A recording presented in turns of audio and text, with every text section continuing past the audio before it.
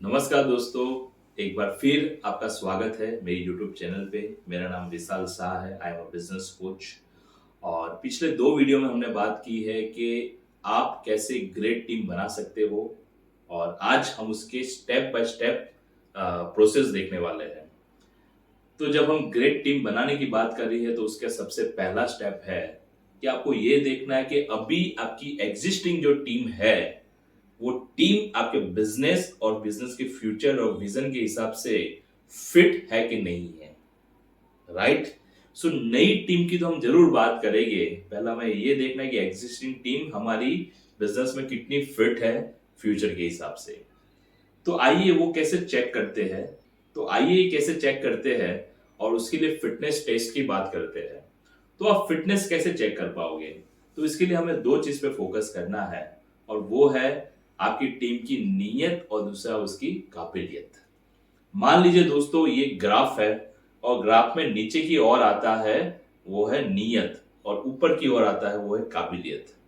अब इसको इस तरीके से समझना है कि अगर आपके टीम मेंबर है, उसमें किसी टीम मेंबर की नीयत भी कम है और उनकी काबिलियत भी कम है, यानी कि नीयत यानी कि काम करने की इच्छा, हमारा एटीट्यूड, हमारा जुनून, हमारा पैशन, हमारा कमिटमेंट, हमारा बिहेवियर, तो यानी कि हमारा नीयत भी कम है, और काबिलियत यानी कि स्किल, हुनर, प्रतिभा, कौशल्य, स्किल, तो उसको कहा जाता है स्किल। तो यानी कि हमारी नीयत भी कम है और हमारा कौशल्य भी कम है, यानी कि स्किल भी कम है। तो हमें क्या करना चाहिए? तो दोस्तों, ऐसा कहा जाता है कि जिसकी नीयत भी कम है, जिसकी स्किल भी कम है, वो एम्प्लॉय आपके लिए प्रॉब्लम एम्प्लॉय है।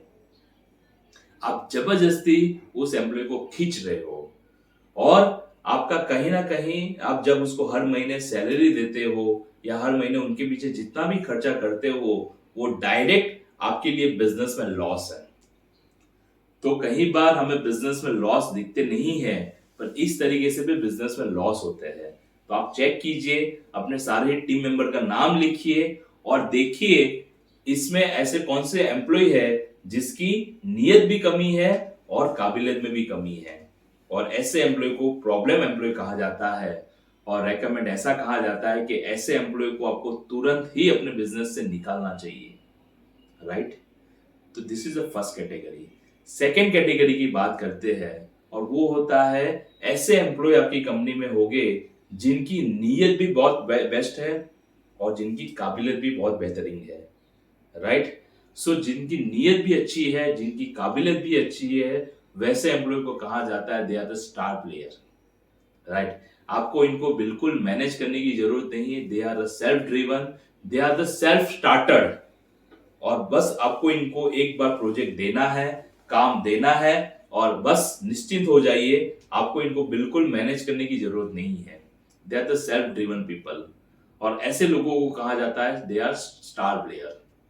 और जब हम स्टार प्लेयर की बात करते हैं तो ऐसे टीम मेंबर को आपको और एम्पावर करना चाहिए, उनको और प्रोत्साहन देना चाहिए, उनको एक अच्छी जिम्मेदारी वाली पोजीशन देनी चाहिए, ताकि आपके बिजनेस में वो हाईएस्ट लेवल की पोजीशन मैनेज करे और आपको वहां से फ्री करे, तो आप अपना बाकी का टाइम बिजनेस डेवलपमेंट में लगा सकते हो। राइट। तो this is the second category. अब हम थर्ड कैटेगरी की बात करते हैं, और वो कैटेगरी होती है जहां पे नीयत तो अच्छी है बट काबिलियत कम है। दोस्तों, ऐसे टीम मेंबर ज्यादातर आपके फ्रेशर लेवल के लोग होते हैं, यानी कि अभी अभी जिन्होंने अपना बिजनेस, आपका बिजनेस ज्वाइन किया है 2 महीने, 4 महीने, 6 महीने या 1 साल के अंदर अंदर।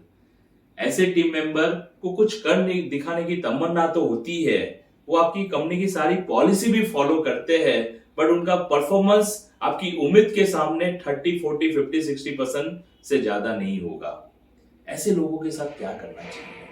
दोस्तों, ऐसे लोगों को आपको अपने साथ ज्यादा से ज्यादा रखना चाहिए। उनकी स्किल डेवलप करने के लिए उनको ट्रेनिंग देनी चाहिए, चाहे वो ट्रेनिंग 1 to 1 हो या 1 to many हो। या ऐसे लोगों को आपको सीनियर के साथ रखना चाहिए, ताकि सीनियर्स उनको अपना आपका काम सिखा सके। राइट। और ऐसे लोगों को कहा जाता है they are the team player. Team player यानी कि अभी तो वो आपकी टीम में है, प्लेयर भी है, बट अगर आपने उनको डेवलप कर लिया तो ये कल उठ के आपके स्टार प्लेयर बन जाएंगे, राइट। तो this is the third category. And fourth category वो वैसी कैटेगरी है कि आपके कुछ एम्प्लॉय वैसे होंगे कि जिनकी काबिलियत बहुत अच्छी है पर नियत की कमी है। मतलब उनमें हुनर कुट कुट के भरा हुआ है, उनमें प्रतिभा भी है, वो कुछ कर भी सकते हैं बट करना नहीं चाहते हैं। ऐसे लोगों के साथ क्या करोगे? ज्यादातर ऐसा देखा जाता है कि कंपनी में ज्यादातर जो सीनियर या पुराने लोग हैं वो ज्यादातर इस कैटेगरी में फॉल होते हैं। जो चाहे तो आपकी कंपनी में बेहतरीन रिजल्ट जनरेट कर सकते हैं, बट प्रॉब्लम ये है वो चाहते नहीं है। अब या तो वो आउट ऑफ ईगो हो सकता है या इनसिक्योरिटी हो सकता है कि अगर मैं किसी को डेवलप करूंगा तो मेरी पोजीशन खतरे में आ जाएगी, मेरा साम्राज्य खतरे में आ जाएगा। तो किस वजह से हो सकता है वो आपको चेक करना है, राइट। बट ऐसे लोगों के साथ आपको क्या करना है, आपको एक टाइमलाइन फिक्स करना है कि आने वाले 90 डेज तक इस पर्सन के पीछे मैं पर्सनल इन्वॉल्व होऊंगा, उनके साथ मैं पर्सनल कनेक्शन बिठाऊंगा, आउट ऑफ द ऑफिस मैं इनके साथ बैठूंगा, चाहे कैफे में बैठना पड़े, रेस्टोरेंट में बैठना पड़े, लंच या डिनर ही साथ में क्यों ना करना पड़े। क्योंकि दोस्तों आपको इनको काम सिखाने की जरूरत नहीं है, काम को लेकर उनको क्या प्रॉब्लम आ रही है बस आपको वो डी कोडिंग करने की जरूरत है, वही सिर्फ आपको समझने की जरूरत है। तो अगर वो चीज अगर आपने डी कोड कर लिया, अगर आपको समझ में आ गया तो हो सकता है कि ये बंदा वापस परफॉर्मर बन जाए और ये आपका स्टार प्लेयर बन जाए, राइट। बट अगर आप डी कोड नहीं कर पा रहे हो या आप बहुत समझाने के बाद भी ये पर्सन अगर अपने एटीट्यूड में फर्क नहीं लेके आ पा रहा है, चेंजेस नहीं लेके आ पा रहा है, तो दोस्तों एक ही रास्ता बनता है और वो है शो देम द गेट। उनको आपको दरवाजा बताना पड़ेगा, कितना भी सीनियर क्यों ना हो आपको उनको बाहर निकलना पड़ेगा, नहीं तो फ्यूचर में नए लोग डेवलप नहीं हो पाएंगे, राइट। या उनको देख के ही आप लोग डेवलप होगे तो फ्यूचर में वैसे और भी ज्यादा लोग डेवलप हो जाएंगे जो काम तो सीख जाएंगे बट काम करने की जिनमें चाहत नहीं होगी, ईमानदारी नहीं होगी, ऑनेस्टी नहीं होगी। तो आज हमने 4 कैटेगरी की बात की है कि जिसकी नीयत अच्छी होती है, काबिलियत कम होती है, उनको क्या करना है। जिनकी काबिलियत ज्यादा है, नीयत में कमी है, उनके साथ क्या करना है। जिनकी नीयत और काबिलियत दोनों कम है, उनके साथ क्या करना है। जिनकी नीयत और काबिलियत दोनों अच्छी है, उनके साथ क्या करना है। तो आज मैं अभी आपको एक एक्टिविटी देना चाहता हूं। एक पेन लीजिए, पेपर लीजिए और अपने सारे ही टीम मेंबर का नाम लिखिए और ये 4 कैटेगरी में अब उनको बाइफरकेट कीजिए। इससे आपको अपनी कंपनी की फिटनेस पता चलेगी, राइट। और जिसके बेस पे अगर फ्यूचर में अगर आपको कोई अच्छी टीम बिल्ड करनी हो तो कौन सी कैटेगरी में किस लेवल पे करनी है ये भी आप डिटरमाइन कर पाओगे।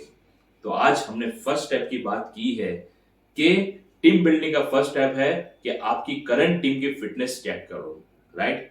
अभी हम सेकेंड स्टेप पे आएंगे एंड सेकेंड स्टेप के लिए आपको नेक्स्ट वीडियो तक वेट करना पड़ेगा जिसमें हम और बेहतरीन स्ट्रेटेजी लेके आएंगे कि कैसे एक अच्छी टीम आप रिक्रूट कर पाओगे, राइट। आई होप ये वीडियोस आपको काफी अच्छी वैल्यू ऐड हुई है। अगर आपको ये वीडियो अच्छा लगा है तो प्लीज मेरे चैनल को सब्सक्राइब कर लीजिए, मेरे पेज को फॉलो कर लीजिए और जो बेल बटन है उसको आप टैप कर लीजिए ताकि अगर मेरा नेक्स्ट वीडियो आएगा तो आपको तुरंत नोटिफिकेशन आ जाएगा। Thank you so much for watching my channel.